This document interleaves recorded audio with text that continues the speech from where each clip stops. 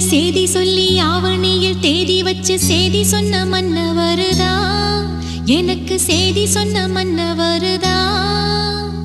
சொந்தம் சொல்லி நெத்தியில குங்குமத்தை வச்ச ஏன் மன்னவரு